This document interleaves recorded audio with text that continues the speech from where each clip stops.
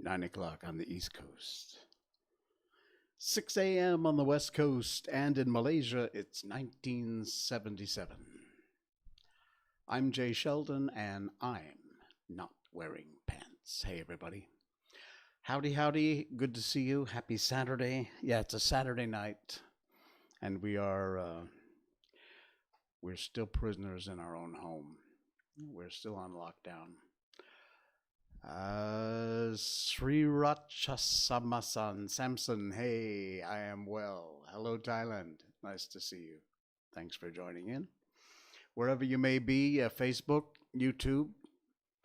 Mohammed, hey, Saudi Arabia. Wow, Thailand, Saudi Arabia. We got some U.S. people there too, maybe, UK. Very cool. Nice to see you.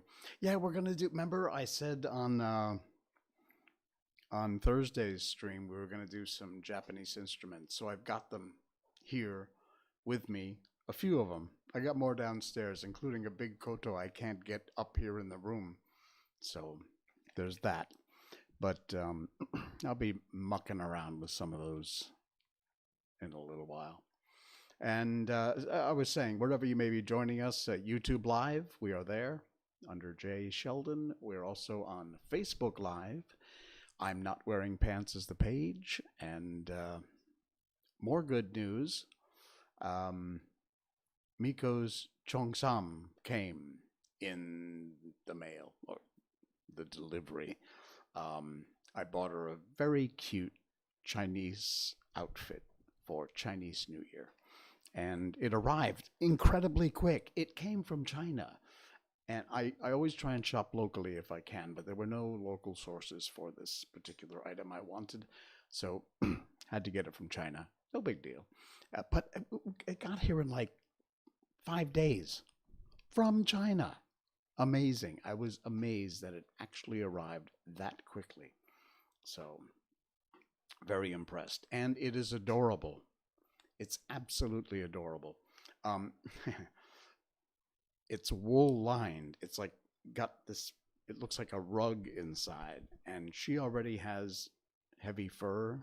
Shiba Inus have double layer of fur. They've got the outer rough and then an inside soft, really tight fur. And in the climate in Malaysia, she doesn't need a coat to be warm. So she's not going to wear it a lot. But I will have her model it. I don't think I can have her model it tonight. But I'll put her on probably the next show. I'll show her off, put her in her outfit, and show you. But like I said, it arrived and I was amazed. So it got here so quickly. My other saga with delivery was, I don't know if you can, no, you can't see it, was this. This is a light. Actually, let me show you this way. Excuse my armpit. There. Okay. It's like a desk lamp. There, like that. It's got 3 settings. Mixture of warm and cold. All warm and all cold, like my heart. I ordered a local one.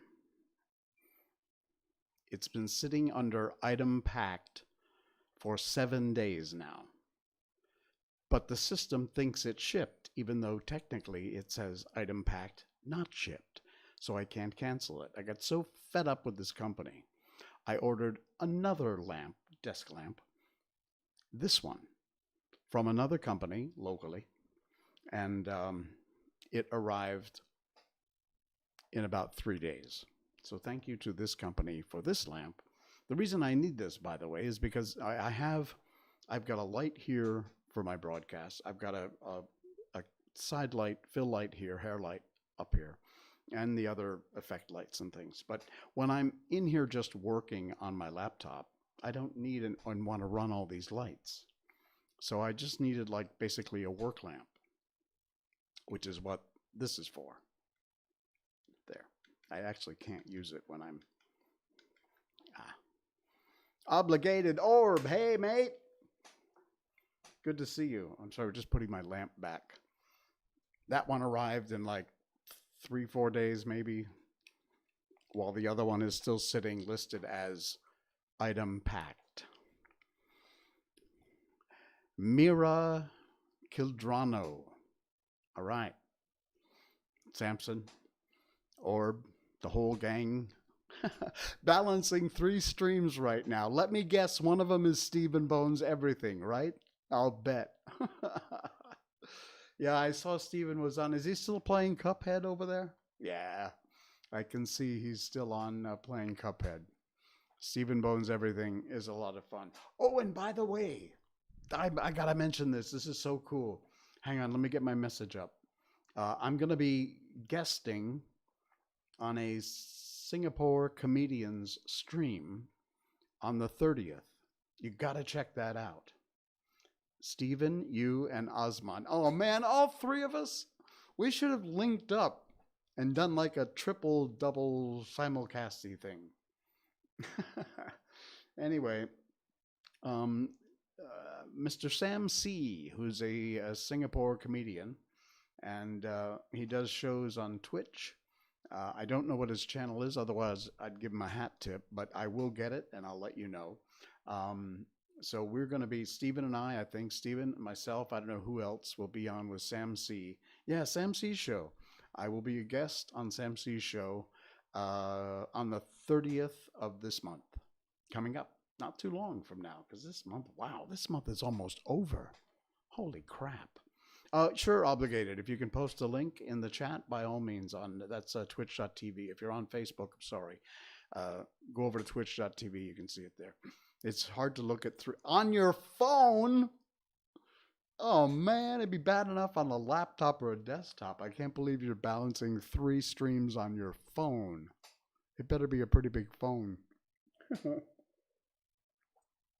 Wow.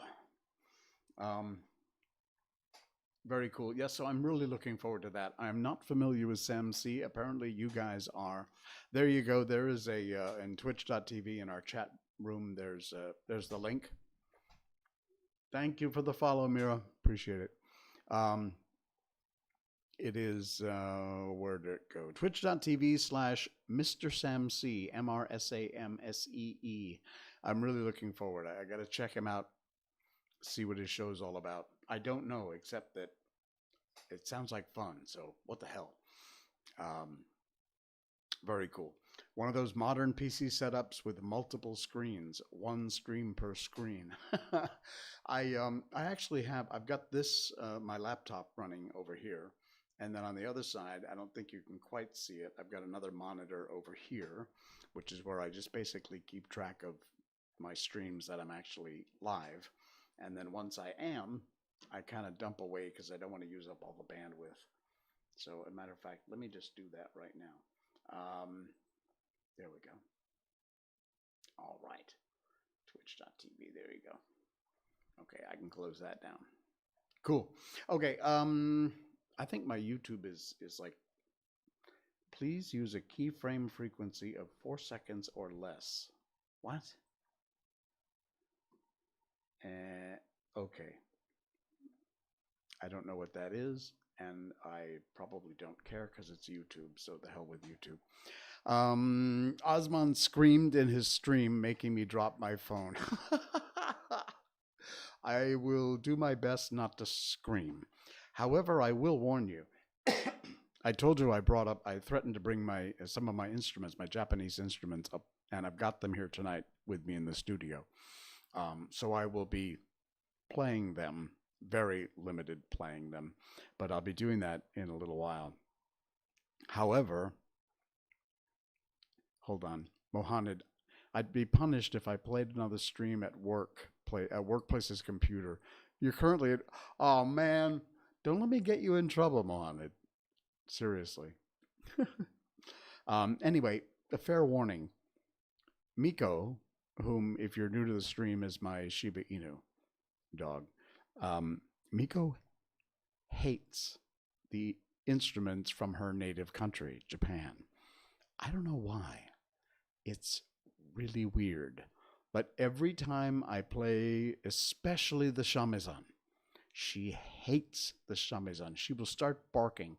I won't be surprised when I'm playing this thing, if she comes running upstairs and starts yapping. So be prepared. Yes, I have a Shiba.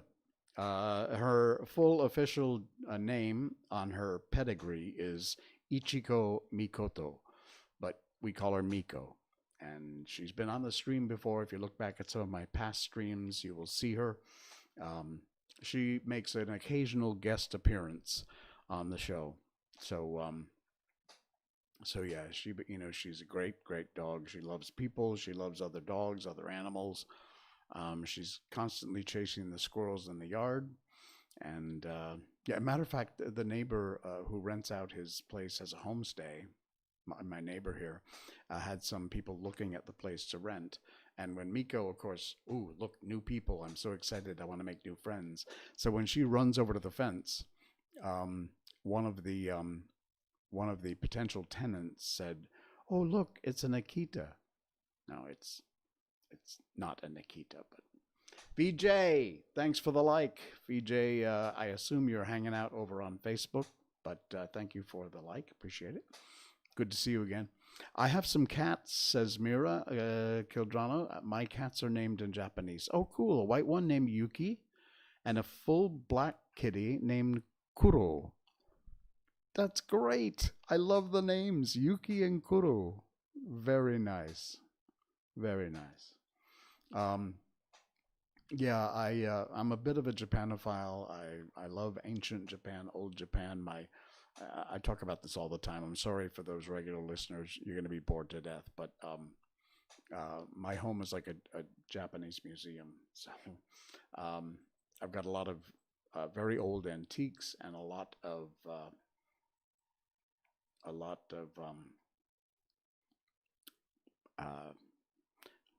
they don't qualify as antiques, but they're 50, 60, 70 years old. And I collect things from Japan.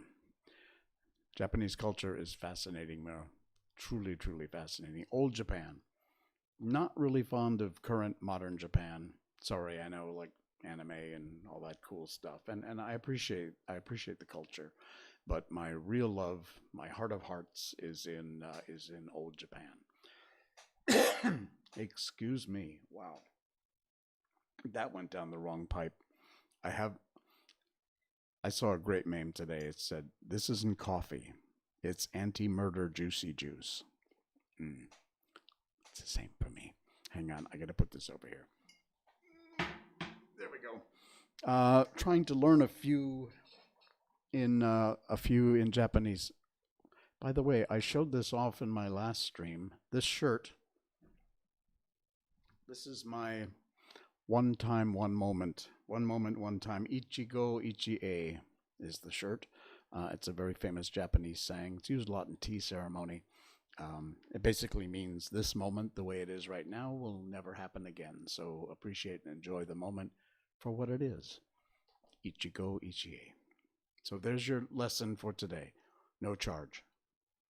If you want to donate, there's the link right there on twitch.tv. You can click that. Or if you're on Facebook, you'll see something in the post description, I think. Yeah, so anyway, that's the name of that tune. Also coming up, we will get another chapter in The Wonderful Wizard of Oz from L. Frank Baum. We've been reading that on our stream, one chapter every stream at the end, just to close things off. We read a chapter in the book, and the journey continues to the Emerald City tonight. Ooh. What else is going on? It rained a great deal of today.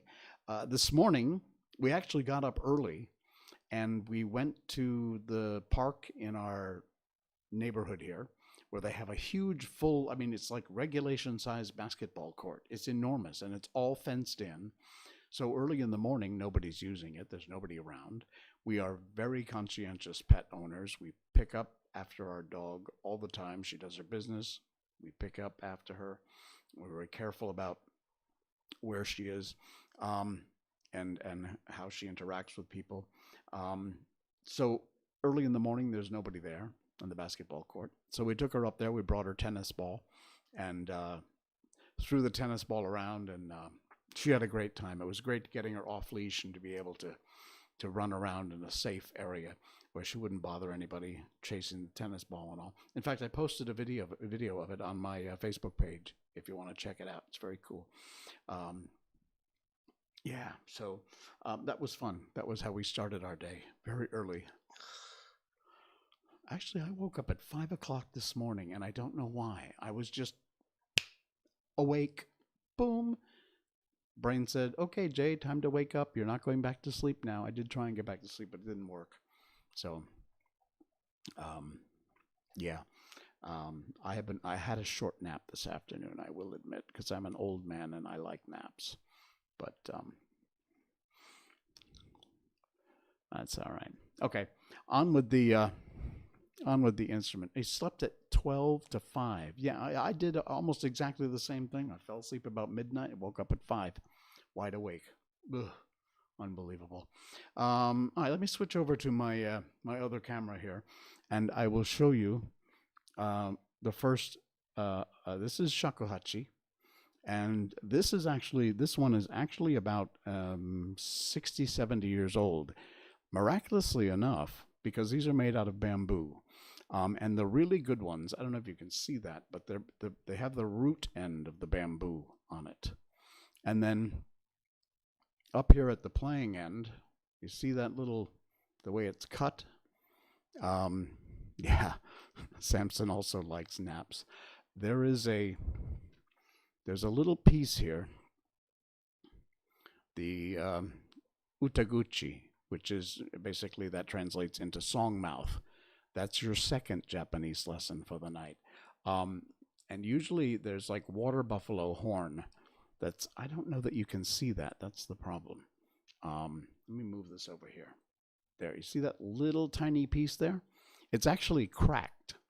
It's broken, which makes this one very, very difficult to play, because the little mouth, you blow over this across here, and that's what makes the sound, and then you cover the holes. So this one, it has one hole in the back and 4 holes in the front. The shakuhachi originally came to Japan from China in the 7th century. I made little notes here. And it's changed a lot since then. It's made out of bamboo traditionally, but you can buy it in ABS, in hardwoods. They make it so it's less expensive. These are normally handmade. This one is, like I said, about 60, 70 years old, and it's made from the root end, which is very traditional. Consequently, it's also very expensive. I'm not even sure I can make noise on this one because, excuse me, it's like I said, the mouthpiece is actually cracked, so it's almost this is like a very difficult instrument to play anyway, to get noise out of it, because you have to exactly hold your mouth right over the top of this and blow. Let me see what I can do. No promises.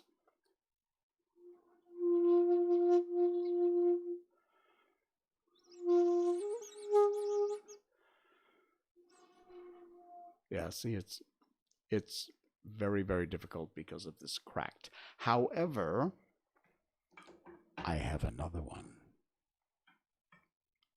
This one is a much less expensive. It's like a giant flute, basically, Japanese flute, shakuhachi.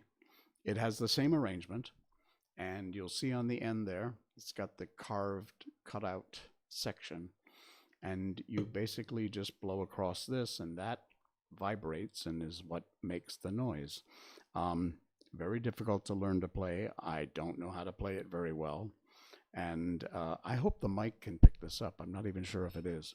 But I found a great tip for playing this, because a lot of whether or not you can make noise, you can make the sound, is how you purse your lips and hold your lips and blow across the top so that you hit it just at the right angle. And what they said was, this is brilliant, and it works. You have to hold your mouth in a Buddha smile. You know Buddha smile? Yeah, I'm sure you've seen the pictures of and images and statues of the Buddha, who has this kind of, not a big teethy grin thing. It's just like this subtle little smile. And that's exactly what works for this instrument when you when you want to try and get a noise out of it. Again, I am hardly an expert with this thing. I'm just learning. So let me see what I can do for making noise. No promises. Wow. You see how difficult it is to get it exactly right? Because you have to hold this angle and then blow just right.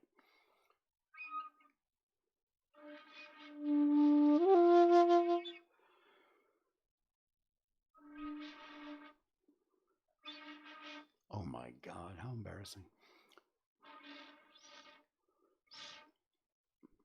This is what I'm talking about. You can get these relatively inexpensive. You should try it. But trust me, it's very frustrating.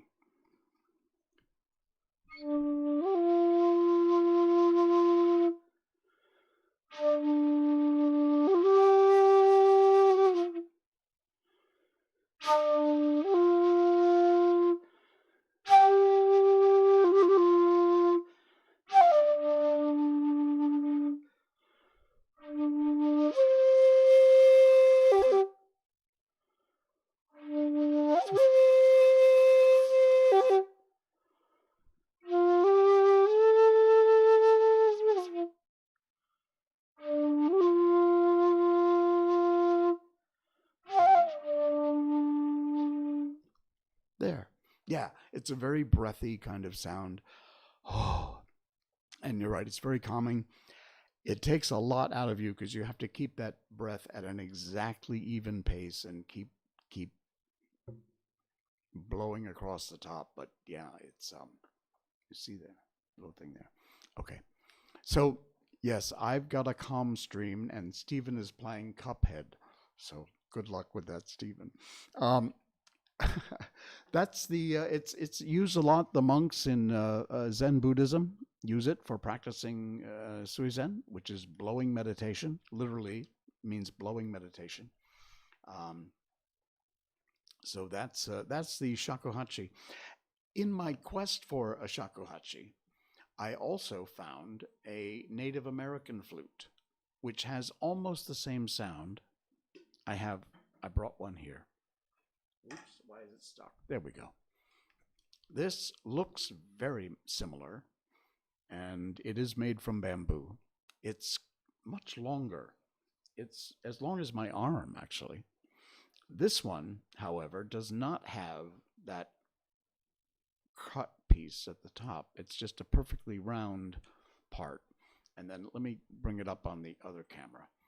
And then here, this is where the sound is made. After you blow into this end, the sound is created by the air escaping here, and then you've got a significantly larger amount of holes on this one. But this sound is absolutely beautiful. Excuse me. This is quite easy to get noise out of. You must practice, Mohammed, on your flute. Please do. Please do. Next to the drum, probably the most important Native American instrument is the flute. It's very different because of the way it's made than like African or Asian, like the shakuhachi and all. So it's quite different. And it is believed to have originated in the southeast and southwest part of the U.S. There is early records from about the 1500s where travelers had recorded seeing and hearing the Native American flutes. They're made often of bones or other perishable materials, so sadly, not a lot of the old original Native American flutes survived because they were made of bone and things and they just disintegrated. They're used for a lot of different things. Meditation and prayer, of course, with the Native Americans. Also, this was fascinating. In the Sioux tribe, used as a courting ritual where a young Indian would go into the forest and make one of these flutes, and then he would play it to the squaw that he desired as a way of courting her, which is really pretty. I love that story. They make their own flute, and they would use it. They're also used in prayer, healing rituals. Very cool. So Let me make a little noise on this Native American flute, which is actually quite beautiful. I hope the mic will pick it up.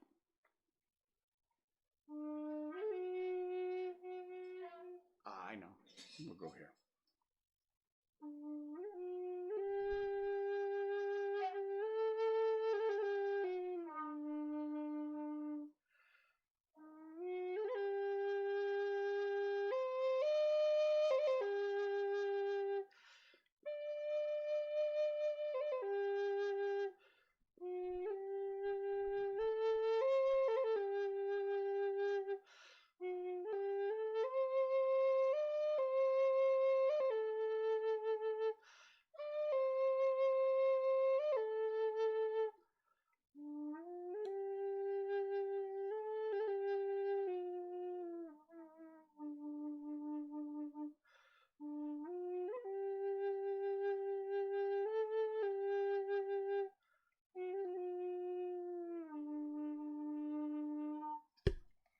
So that's the Native American flute. It's a very beautiful sound, really relaxing. This is really nice. I love this one. And like I said, if you want to get the sort of the sound as a shakuhachi, but something much easier to play, this would be the one. It's quite, you just basically blow in the end and move your hand up and down the holes, and you got music. So that's very cool. That's fun. Hey, thank you, Jonapong, for the share on the stream. Appreciate it. Next up is this thing. It is. They're not easy to play. Seriously, they're a challenge, but they're a fun challenge. It's so nice when you finally get, like for the shakuhachi, it took me forever to figure out. And as you can tell, I'm still not really very good at making noise out of the shakuhachi because of the way you have to.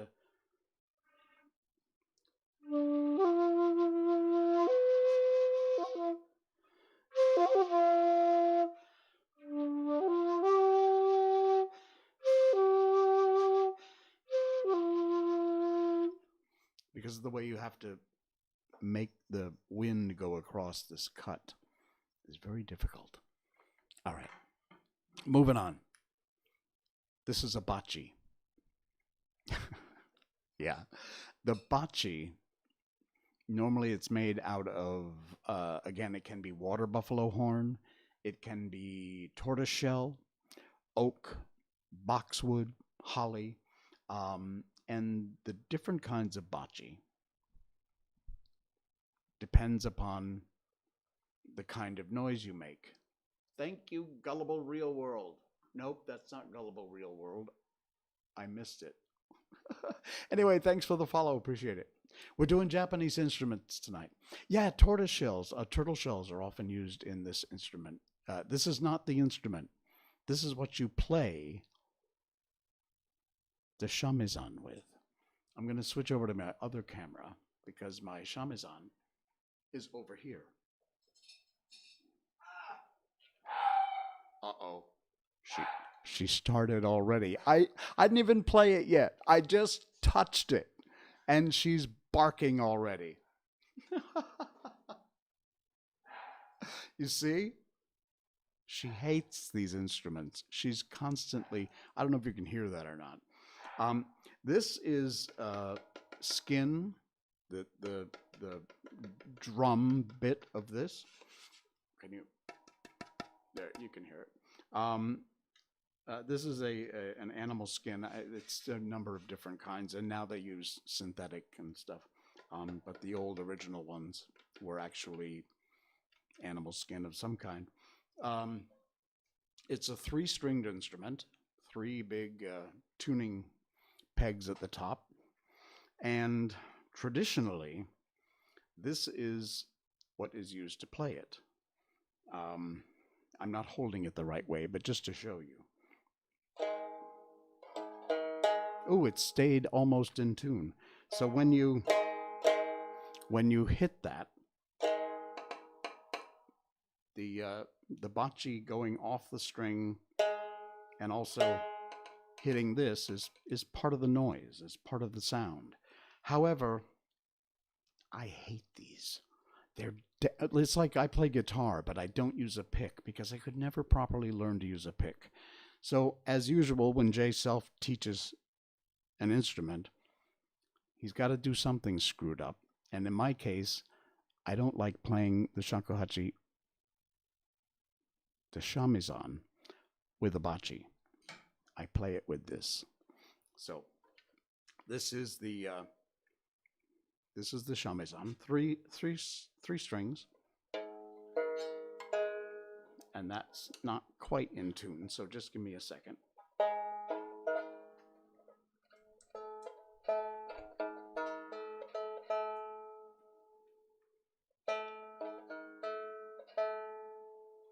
Wow, now it won't hold the tune.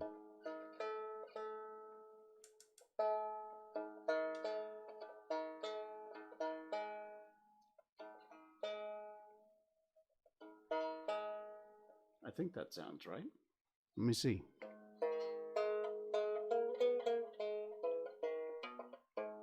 Yes, that's sort of right. It's not perfectly in tune, but that's all right. All right. So this is the shamisen. Very traditional Japanese instrument, been around for many, many years. It's basically it was, again, like so many Japanese things, they were borrowed or stolen from China, imported, that's a better word. The Chinese instrument, which is called the sanshan, and I'm sure I'm butchering how to pronounce that, but that's where this instrument from Japan originated. Normally played with the bachi, like I said, but I like to go against type. I always wanted one of those obligated or, excuse me, they ain't cheap. I bought this actually used on eBay quite a while ago, and I actually had to piece it together because often when you find the bass part, they've done this to it. Take a look. This is horrible. You see that? Normally, this would be, but to get this reskinned, it cost thousands of ringgit, which the Malaysian dollar. It's very expensive. You have to send it off to Japan. There's very few people who are skilled enough to do that. But so I found one that actually had not been cut. Very often when they sell these, for some reason they cut, like they've done on the back of this one. And you're forced to re-skin it. This one, I got lucky. I found one that at least had the front part. It doesn't hugely affect the sound because of the back of this, but yeah, a little bit. So, like I said, I'm self-taught, but I did sort of learn one official shamisen song, which is called Sakura, and I don't know the whole song. I just know little bits of it, so you'll have to bear with me. I'm not sure whether this mic. Let me try moving it down here. That might be better.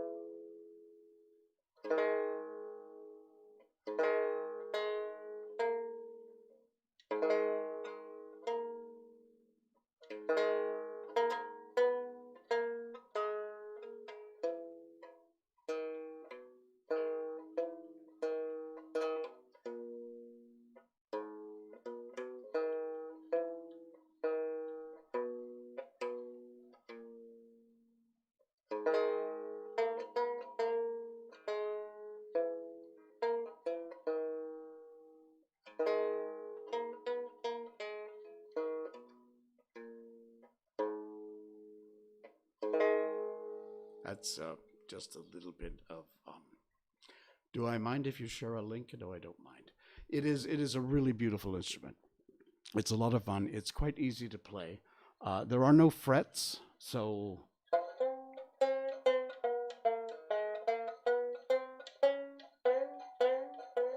It's it's if you hear someone who really knows what they're doing playing this instrument, it's amazing. It's very cool. So yeah, it's it's a really neat traditional instrument. Again, to try and play with the bachi, almost impossible for me. I'm terrible at this. I will embarrass myself now.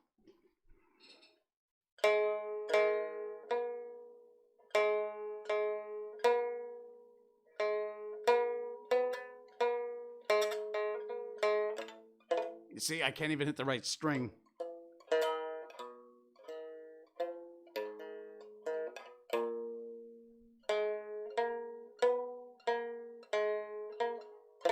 But you see how it has a much more percussive kind of sound? That's very cool. The Naruto songs I could play on that thing. Yes, I actually know what that is. Um, yeah, so that's the shamisen. Hang on, let me just put this thing away.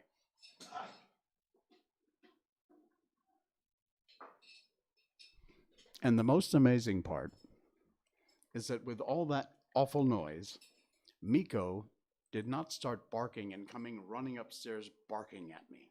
She always does. She hates the instruments from her native country. I I don't know why, but she does. You know what? I got to dump these because they're out of sync and my headsets are killing me. Okay, there. So, that was interesting. I hope you enjoyed that. Just some mucking around with some of my Japanese instruments. I got to figure out a way to get my guzheng on the air. That's the big koto multi 17 string giant thing. Chinese guzheng, Japanese koto. It's beautiful. But it's downstairs and it's huge and it's very heavy. So I'd have to actually, like move it up into the studio here and maybe I'll do that. If you're interested in seeing more of this kind of crap, uh, I'll try and see if I can move it up into the studio. Um, all right, that was fun. Um, we don't really have a whole lot else going on. I appreciate everybody who's popped by tonight and said hi, both on Facebook, YouTube, and Twitch.tv. Um, we uh, we had a rather interesting one this evening, I think. Um, so I'm going to move on, if you don't mind, to another chapter in the book. We have, if you're just a first timer here, we spend the last part of our stream reading from a public domain book. These are from the Gutenberg Project, which is a very cool. My light's in the way. Great, I got a new light, and now it's in the way. The the Project Gutenberg, which publishes public domain books. It is Gutenberg.org. You can find them there. They don't pay me for the plug, just a hat tip because they're very cool people, and appreciate. They've got all kinds of classic, the Iliad and the Odyssey. Moby Dick, if I'm not mistaken, lots and lots of classic literature you can read, download, check it out. You can start your own stream and read some on your stream if you want to. Why not? So we started 4 or 5 streams ago with doing The Wonderful Wizard of Oz by L. Frank Baum, which varies a bit from the film that we're mostly all familiar with. But that's all right, because it's interesting to read what the original Wonderful Wizard of Oz was like compared to what they turned into the film.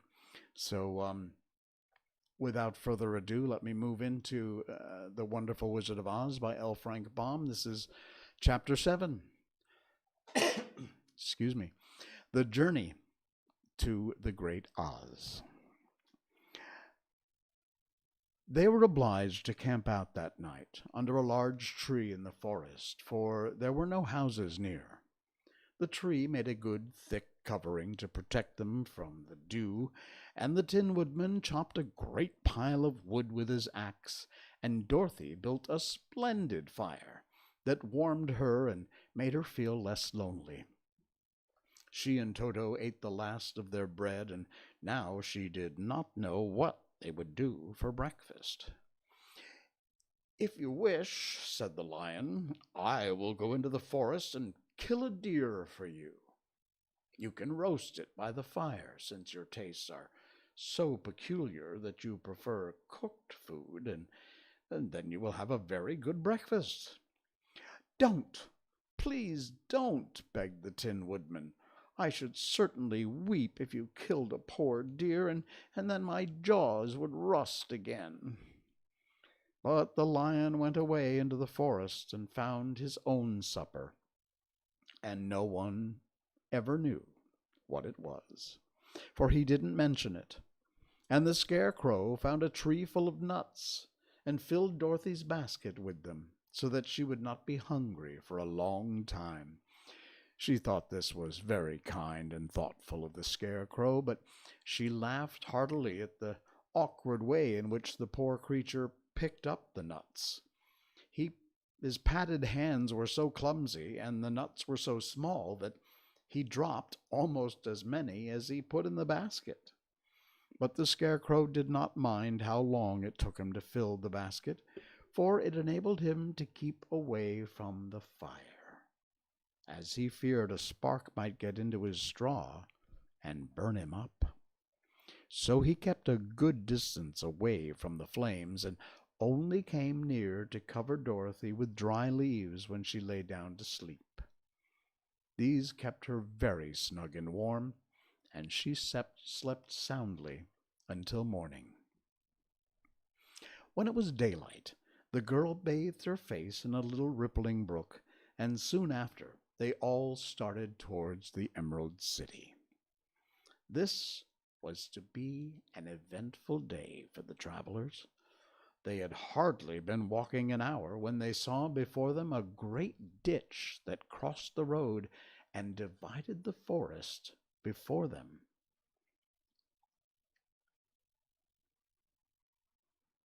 Hang on.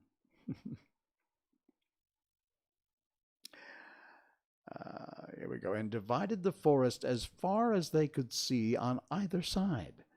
It was a very wide ditch, and when they crept up to the edge, they looked into it, and all they could see was that it was very deep, and there were many big, jagged rocks at the bottom. The sides were so steep that none of them could climb down, and for a moment it seemed their journey must end. "What shall we do?" asked Dorothy despairingly. "I haven't the faintest idea," said the Tin Woodman, and the lion shook his shaggy mane and looked thoughtful. But the Scarecrow said, "We cannot fly, that is certain. Neither can we climb down into this great ditch. Therefore, if we cannot jump over it, we must stop where we are." "I think I could jump over it," said the Cowardly Lion, after measuring the distance carefully in his mind. "Then we are all right," answered the Scarecrow, "for you can carry us all on your back, one at a time." "Well, I'll try," said the Lion. "Who will go first?"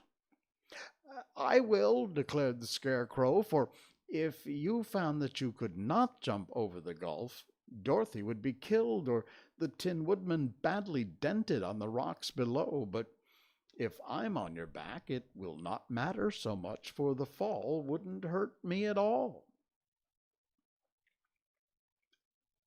"I'm terribly afraid of falling myself," said the Cowardly Lion. "But I suppose there's nothing to do but try it. So get on my back, and we will make the attempt." The Scarecrow sat upon the lion's back, and the big beast walked to the edge of the gulf and crouched down.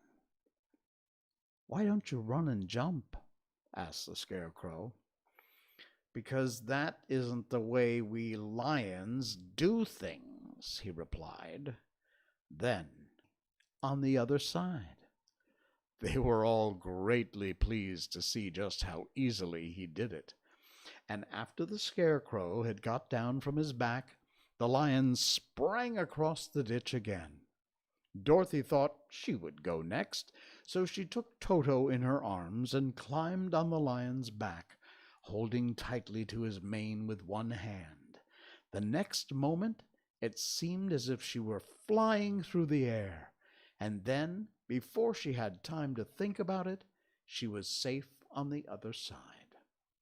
The lion went back a third time and got the Tin Woodman, and then they all sat down for a few moments to give the beast a chance to rest, for his great leaps had made his breath short, and he panted like a big dog that had been running too long. Well, they found the forest very thick on this side, and it looked dark and gloomy. After the lion had rested, they started along the road of yellow brick, silently wondering, each in his own mind, if ever they would come to the end of the woods and reach the bright sunlight again.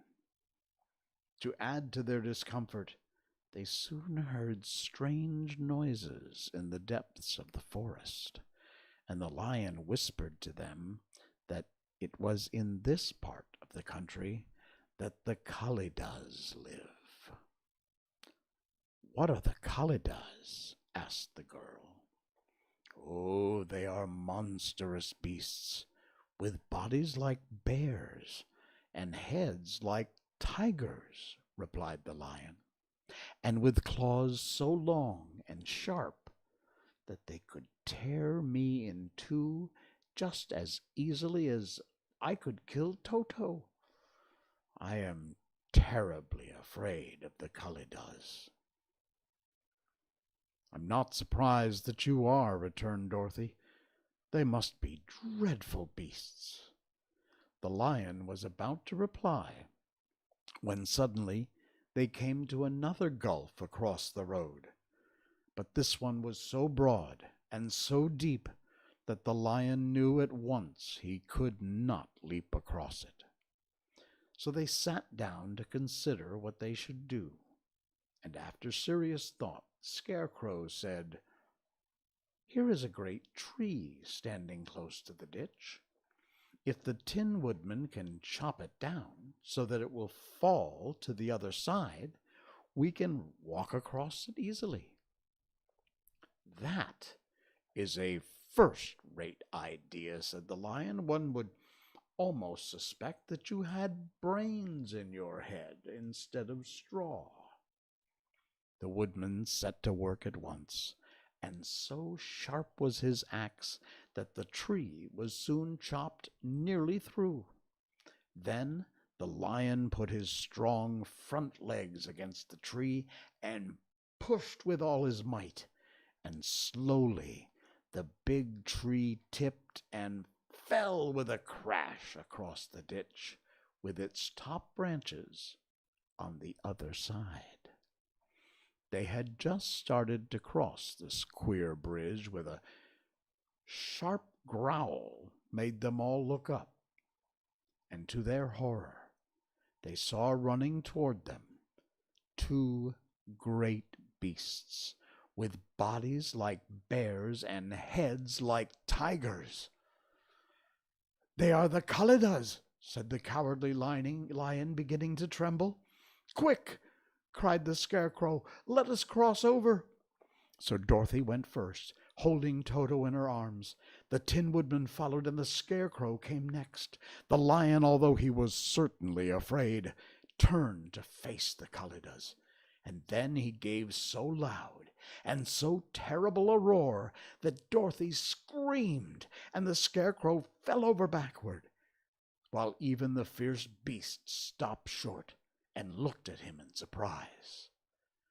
But seeing they were bigger than the lion, and remembering that there were two of them and only one of him, the Kalidas again rushed forward, and the lion crossed over the tree and turned to see what they would do next. Without stopping an instant, the fierce beasts also began to cross the tree, And the lion said to Dorothy, "We are lost, for they will surely tear us to pieces with their sharp claws. But stand behind me, and I will fight them for as long as I am alive." "Wait a minute," said the Scarecrow. He'd been thinking what was best to be done, and now he asked the woodman to chop away the end of the tree that rested on their side of the ditch. The Tin Woodman began to use his axe at once, and just as the two Kalidas were nearly across, the tree fell with a crash into the gulf, carrying the ugly, snarling brutes with it, and both were dashed to pieces on the sharp rocks at the bottom. "Well," said the Cowardly Lion, drawing a long breath of relief, "I see we are going to live a while longer, and I am glad for it must be a very uncomfortable thing not to be alive. Those creatures frightened me so badly that my heart is beating again." "Ah," said the Tin Woodman sadly, "I wish I had a heart to beat." The adventure made the travelers more anxious than ever to get out of the forest, and they walked so fast that Dorothy became tired and had to ride on the lion's back. To their great joy, the trees became thinner the further they advanced, and in the afternoon they suddenly came upon a broad river flowing swiftly just before them. On the other side of the water they could see the road of yellow brick running through a beautiful country, with green meadows dotted with bright flowers, and all the road bordered with trees hanging full of delicious fruits. They were greatly pleased to see this delightful country before them.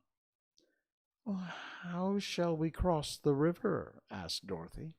"Well, that is easily done," replied the Scarecrow. "The Tin Woodman must build us a raft so we can float to the other side." So the woodman took his axe and began to chop down small trees to make a raft.